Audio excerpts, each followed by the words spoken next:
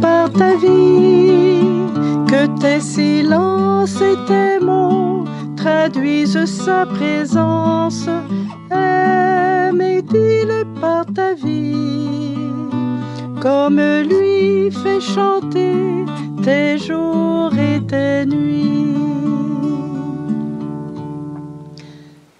Bonjour, nous continuons notre neuvaine dédiée à l'amour de Jésus. Nous la continuons avec Saint Isidore. Connais-tu Saint Isidore? Saint Isidore est quelqu'un de très aimé en Uruguay, où j'ai été quelques années, quelqu'un de très important. Saint Isidore a vécu en Espagne au XIIe siècle. Il était un simple laboureur. Il n'avait pas de terre, il est né dans une famille pauvre, très pauvre, et il a été employé toute sa vie.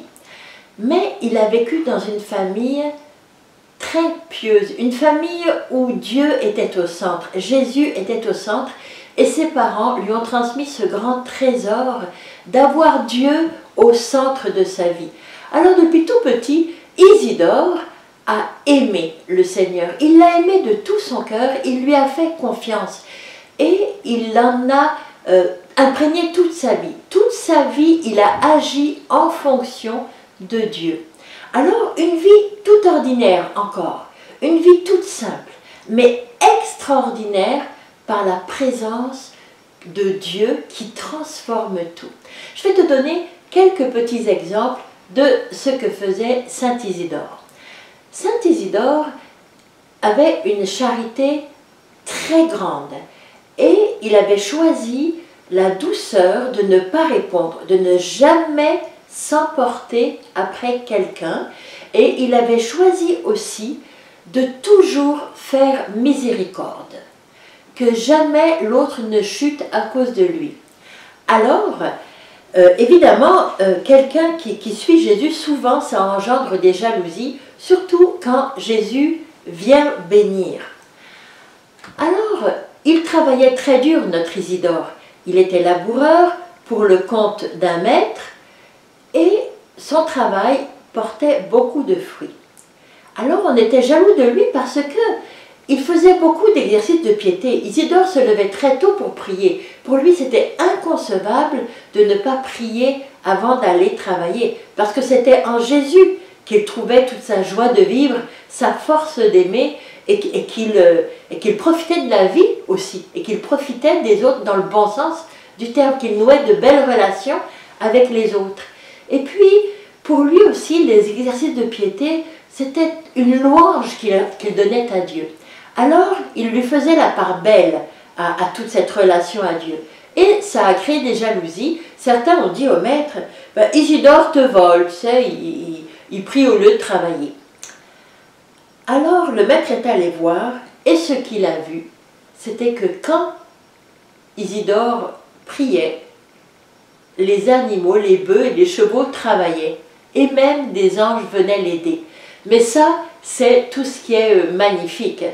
Mais ce qu'on sait aussi, c'est que quand Isidore est allé porter son propre grain, parce que le maître lui donnait ses terres à travailler, mais en paiement, il lui avait prêté un petit lopin de terre. La terre était assez ingrate à cet endroit-là. Il lui avait dit, tu pourras la labourer puisque ce que tu en retireras, tu le garderas pour toi. Mais il a été tout à fait béni. Alors il arrive chez le meunier pour porter son grain. Il en avait 3/4 de sac à peu près. Puis là, la farine se moud, le meunier part faire quelque chose, et puis un sac entier de farine se remplit, il en manque, on remet un deuxième sac. Le meunier arrive sur les entrefaites et puis dit « Espèce de voleur, tu n'avais pas de quoi faire 2 sacs et maintenant je vois, tu m'as volé du grain pour te faire un deuxième sac. » Isidore serre les poings mais ne dit pas un mot. Il accueille avec humilité de se faire traiter de voleur, de menteur et de toutes sortes d'autres noms d'oiseaux. Il ne dit rien. Puis le meunier lui dit « Rends-moi cette farine, et puis en plus c'est de la très bonne farine, rends-la moi, et puis moi je vais te mettre du grain. » En fait, il ne lui met même pas 3/4 de sac, il lui met la moitié d'un sac. Il lui dit « C'est tout ce que tu mérites, et il fait moudre le grain et il surveille bien qu'Isidore ne lui vole rien. Mais, surprise, la moitié d'un sac de grains remplit un sac entier de farine et plus encore. Là, le meunier comprend. Il demande pardon à Isidore et puis il lui dit « Tu n'es pas un voleur, mais Dieu te bénit. » Et Isidore se retourne avec toute sa farine. Puis son ami qui était avec lui dit « Isidore, je t'admire beaucoup, comment tu fais? Ça te fait rien qu'on t'insulte ?» Puis là, Isidore montre les paumes de ses mains. Il avait serré tellement fort les mains pour ne pas rétorquer qu'il avait la marque des ongles imprimée et il s'était même fait saigner dans les mains. Alors, ça ne vient pas tout seul. Il a vraiment travaillé dur pour ne pas répondre. Il se serait mordu la langue plutôt que de laisser une parole d'impatience ou d'accusation sortir de sa bouche, même pour se défendre, parce que aussi il comptait sur le Seigneur. C'est ce que le Seigneur lui demandait. Alors c'est correct, Seigneur, c'est ça que tu veux, c'est ça que je vais faire. Pour le reste, je te fais confiance. Un autre exemple aussi, où il était de ce lopin de terre, il avait vanné le grain, séparé donc le grain de la paille, et puis pour le mettre. Et tout était prêt sur la charrette.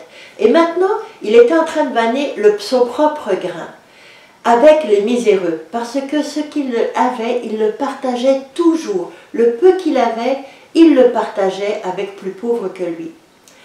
Le maître arrive et puis lui dit « T'en as trop de grains, ton lopin n'a pas pu donner tout ce grain-là, tu me voles. » Et il a tout pris les grains, puis il lui a dit « Vois comme je suis généreux, je te laisse la paille. » Tous les miséreux qui étaient autour de Saint Isidore étaient furieux.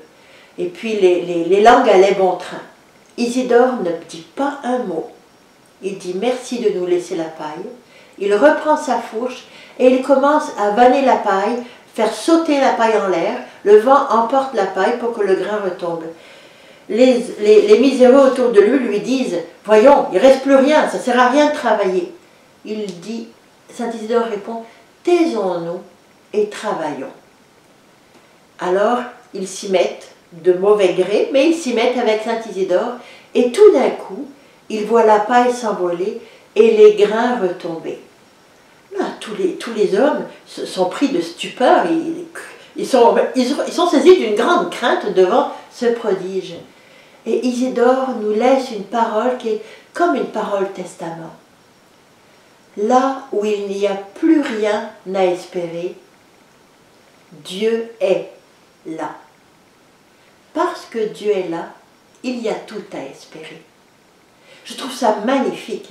Alors, cette vie remplie d'une confiance, d'une espérance inébranlable en Dieu, qui sait que lorsque j'agis selon le bon plaisir de Dieu, selon la volonté de Dieu, alors je serai béni, d'une manière ou d'une autre. Et toute sa vie a été comme ça. Isidore s'est marié avec une femme qu'il aimait, une jeune femme très pauvre elle aussi, une jeune femme aussi bonne et vertueuse et aussi belle que Saint Isidore. Elle aussi, elle a été considérée comme une sainte. Elle aussi, elle a fait des miracles. Alors Saint Isidore est mort en 1170. Il a été enterré.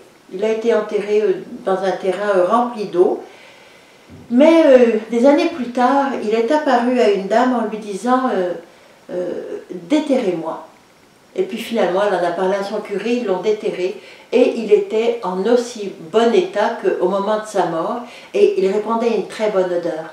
Alors on l'a fait transférer à la paroisse Saint-André dans sa ville, et on l'a vénéré. Il a obtenu beaucoup de miracles.